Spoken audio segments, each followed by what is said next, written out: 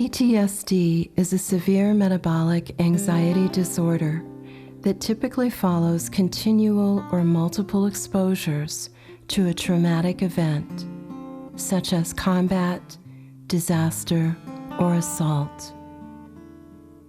Symptoms include paranoia, deep depression, irritability and aggressiveness, nightmares, jumpiness, inability to thrive, substance abuse, ungrounded fears, giving up on life, and more. Suicide is a final stage for many veterans with PTSD. Since the 9/11 terrorist attacks, nearly 30% of the 834,463 Iraq and Afghanistan war veterans who were treated at VA hospitals and clinics have been diagnosed with post-traumatic stress disorder, according to a new report from the Department of Veteran Affairs, 2012.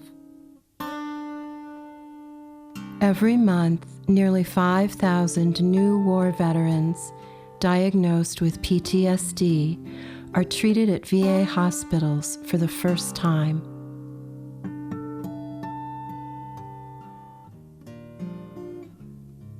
About every 65 minutes, a military veteran commits suicide, states the VA. This does not include active duty service personnel. PTSD destroys families, the very spirit and backbone of American life. Studies have found that, in addition to more general relationship problems, families of veterans with PTSD have more family violence, more physical and verbal aggression, and more instances of violence against a partner.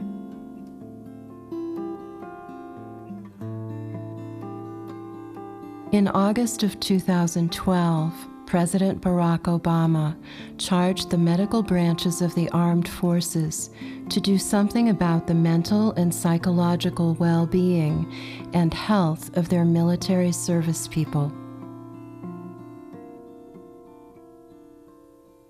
This is one veteran's answer.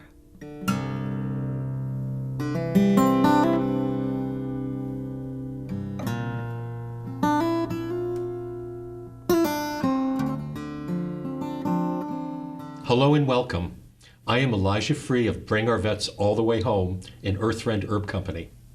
I am also the researcher and designer of the all-herbal product for PTSD that we are going to hear about today, and how it has helped one brave warrior to reclaim his own life from PTSD.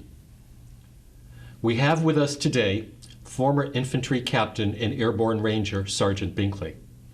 Just to be clear, Sergeant is Mr. Binkley's first name, and Captain was his rank while in the military. Mr. Binkley's Army career spans quite a number of years, including his training at West Point Academy, beginning in June of 1993, to his multiple deployments ending in February of 2003. We are very grateful to have Sergeant here today to tell us not only of his service to his country, but more importantly, about his personal battle with post-traumatic stress disorder, also known as PTSD. And the best news of all, his triumph over the seemingly unconquerable enemy. Sergeant Binkley, welcome. It is a genuine honor to have you here with us today. As a fellow veteran, I thank you for your time in telling our brother and sister veterans and everyone else your remarkable story. Please tell us a little what your childhood was like and why you chose a military career that led you to West Point.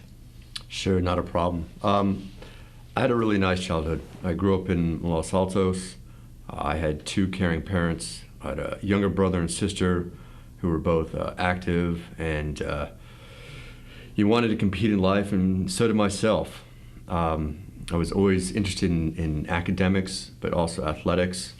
I was a Boy Scout, I was actually a Cub Scout, and then became a Boy Scout. and I had a healthy fascination with military history. I remember as a young boy in the elementary school library reading as many military books as I could get my hands on. Sargent was once a gregarious child who loved being around other boys and girls. He was well known in high school. Sargent played sports, he sang in the men's glee club, he was class president, and an Eagle Scout. He received an appointment and early admission to the academy at West Point. Afterwards, Sargent qualified as an airborne ranger and had a Burgundy passport in order to carry out government duties.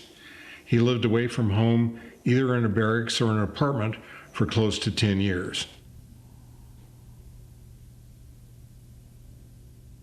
What was your condition after returning from active military duty with multiple deployments?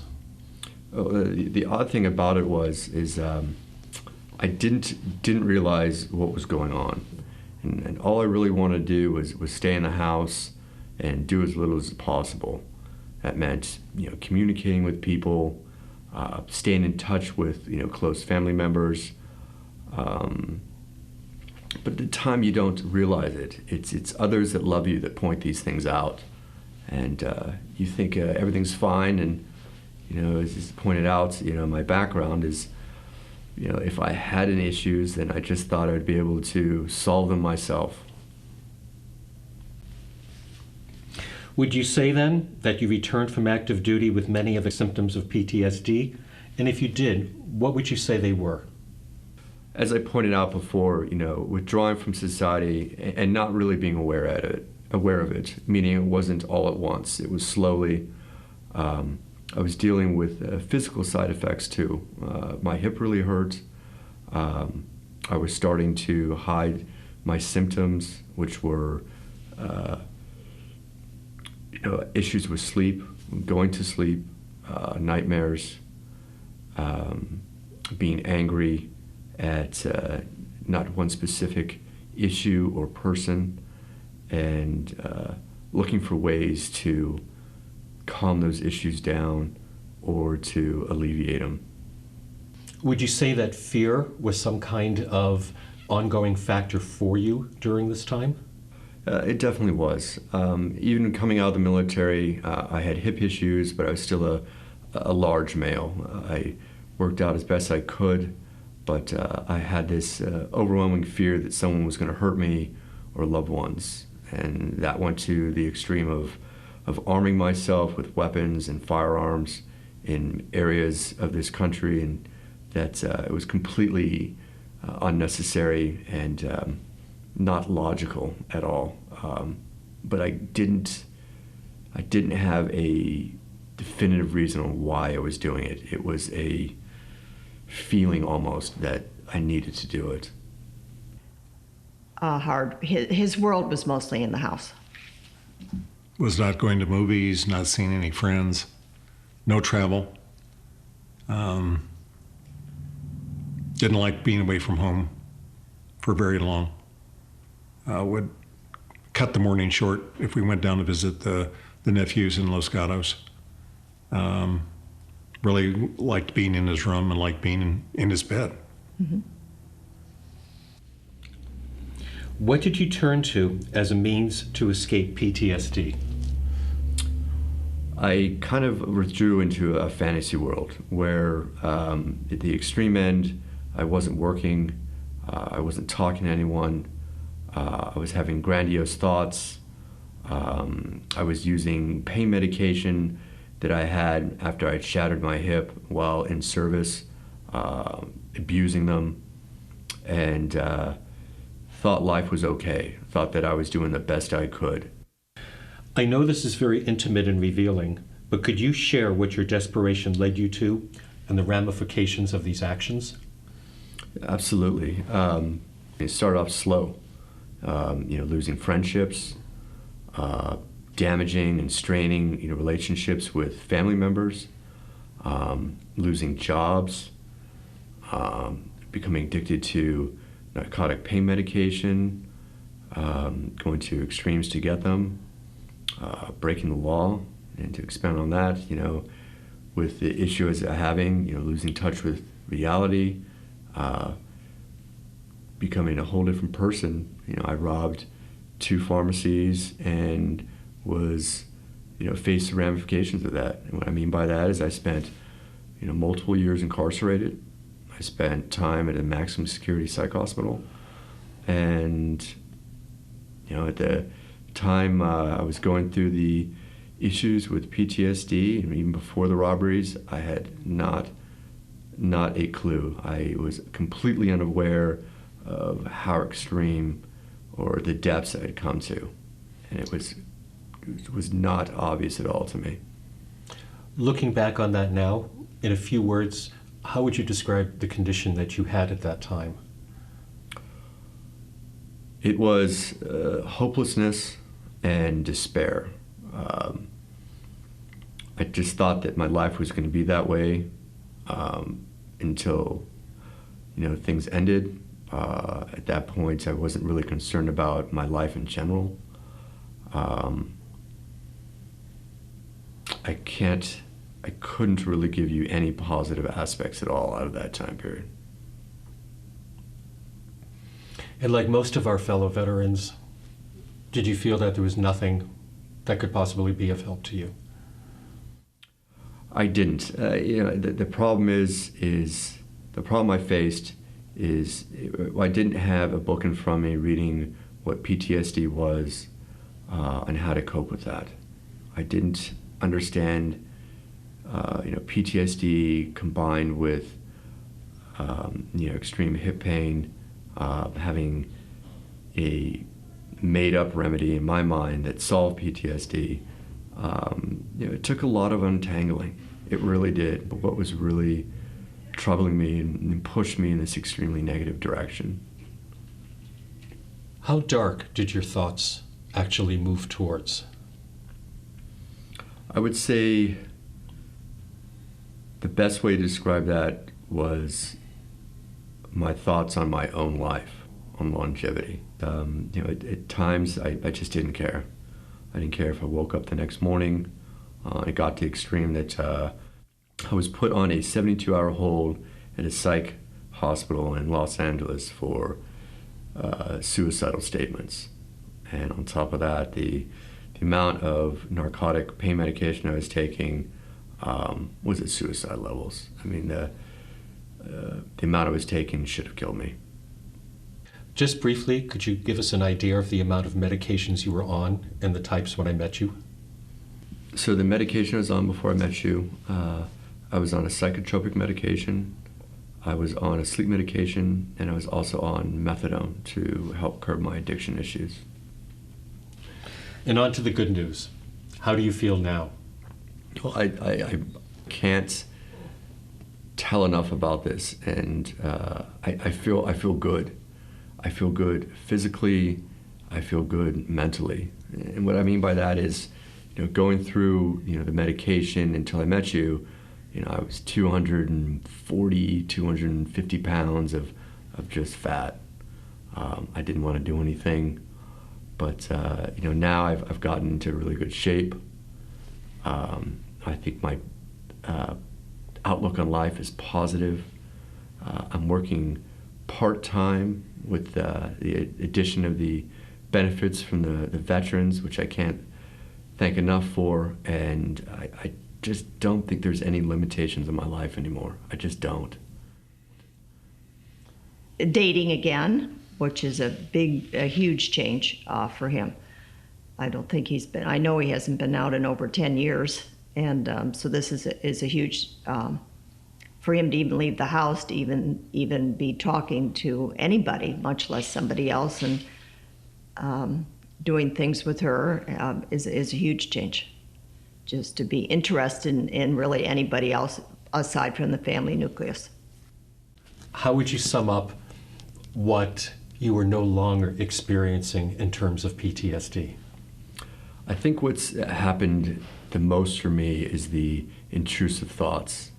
The thoughts of people trying to hurt me or going down a pathway, while sitting in work on negative issues. At times it happened to me in the Army, or tying those to events that played no part of my life really either don't exist anymore or are a minimal impact to my life. I still struggle with sleep, but not to the intensity that I did before, and it really has had such a positive impact on my life and my day-to-day life. Well, when he started coming out of his PTSD state, he started sleeping much better, did not spend all of his time in the bedroom, went to movies, went on trips. We actually went to New Mexico, went to New York City, got on an airplane, things he never would have done. Do you feel depressed, angry, anxious anymore in the way that you did at one time with PTSD? Those type of emotions that everyone feels have been curbed into a more socially acceptable. And what I mean by socially acceptable, I mean I believe that's what I should act like in society, not dictated to me by society. And that makes me feel really good too. And it makes my loved ones very happy also. Please share with us your impression of the PTSD study that we are conducting now for veterans with PTSD and where we met you.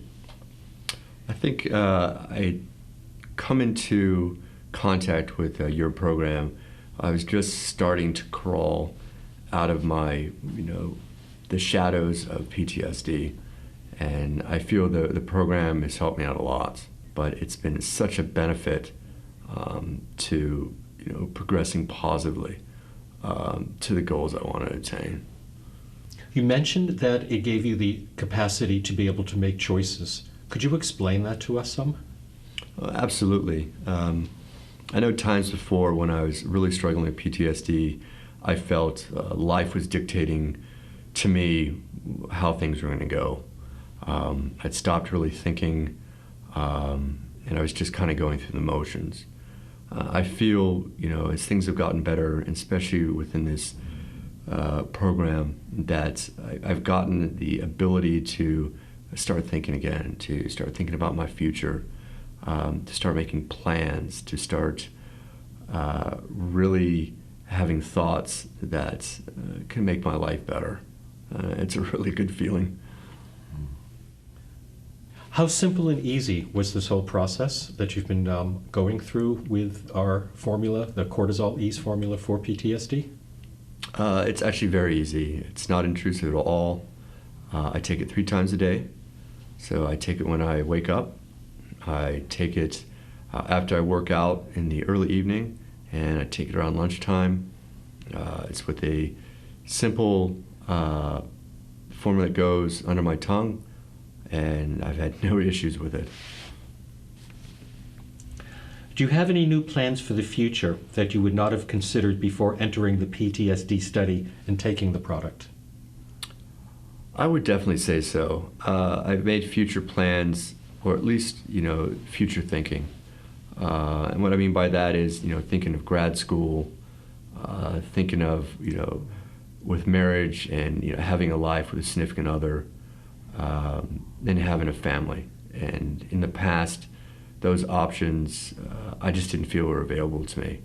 And probably the biggest one is it was being happy. I didn't think I'd have a life like that. I just didn't. I just thought it would be kind of a morose, struggling through life, and I don't feel that way anymore. I just don't. So, I feel positive. I know that's a generalized term, but it's everything from feeling that I could do things better in my life, from academics to working out harder, to meeting new people, establishing relationships with old friends, and strengthening my bonds with my family, and just a whole range of positive emotions, from being happy, excited, and just feeling actually good about myself. You recently told me of a trip to see a ball game and how different it was for you from the last time you went. Could you please tell us some about that? I found that very fascinating. Sure. The issues I had going to ball games in the past was, one, I went to very few of them. Two, I was petrified that walking in crowds, something bad was going to happen. It wasn't specific, but something negative was going to happen. And in the past, I would leave the ball game, grab the keys of whoever I was, and most likely it was with my father, because it was the only close family I was really associating myself with. And I'd run as hard as I could to the car and wait for my family to come. These days, I still have issues with the crowds, but it's not overwhelming. I mean, I can go to a game, I can rationalize issues, feelings, and I can actually enjoy the experience. And it's just a great way to be able to go to a social event and really be social in it. You seem to have a very deep commitment to helping our fellow brother and sister veterans put an end to their own PTSD. What can you say to them to give them hope that together we can have our lives back again, as you and I have? I went through similar experiences that other veterans have. I sat in groups where I thought nothing was being accomplished. I felt I sat with counselors and felt they weren't listening. I felt I was with other veterans that didn't understand. I really like this experience. I'm getting a formula that's helping me, and I think it's working, and it's helped be an addition to getting better in my life. Anything else you might like to add before we wind up our interview?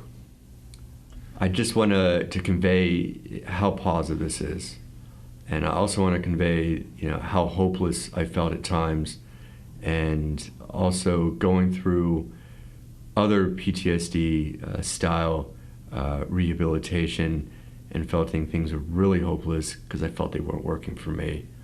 I know it was tough for myself to reach out and go another direction, and I really want to say it was a great decision, not only by my family, but myself, to have gone this way. And thank you. Sergeant, I want to thank you from my heart today so much for the honesty, the conviction, and the compassion of your testimony today, to be able to convey to our fellow brother and sister veterans that there's hope for them just as there was for you and myself.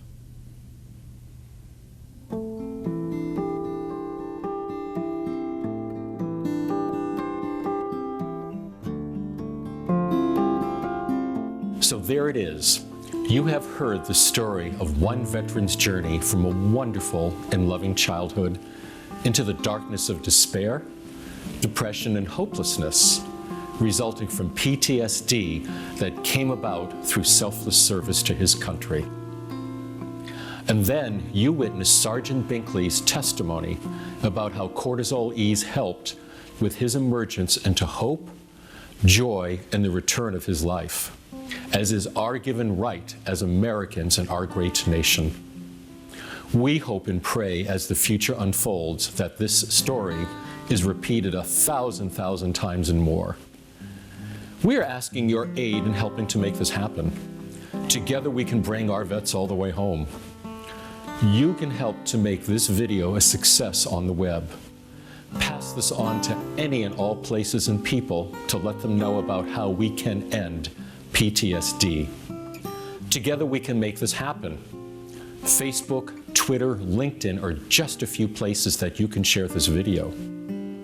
If you know of any veteran groups or organizations, please let them know.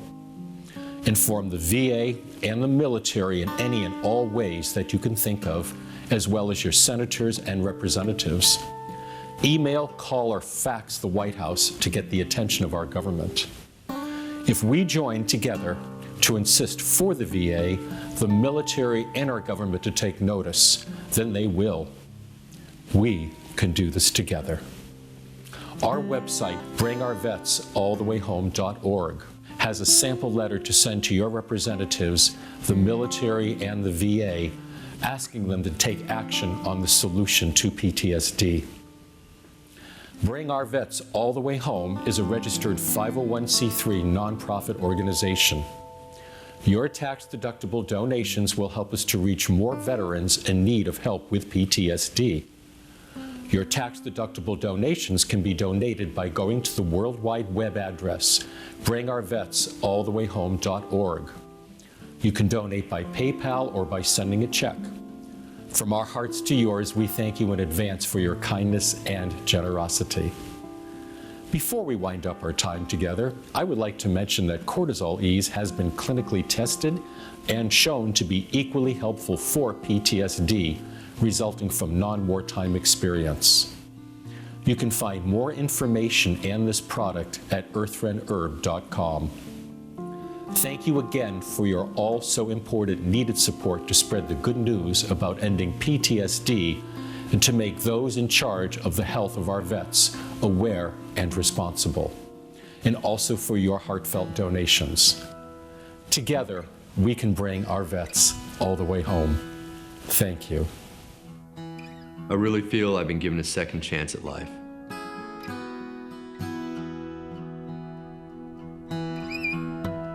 What if I told you just how I'm feeling? What if I asked you not to leave me now? What if I trusted you with all my dark corners? Would you carry me all the way home? Would you carry me all the way home?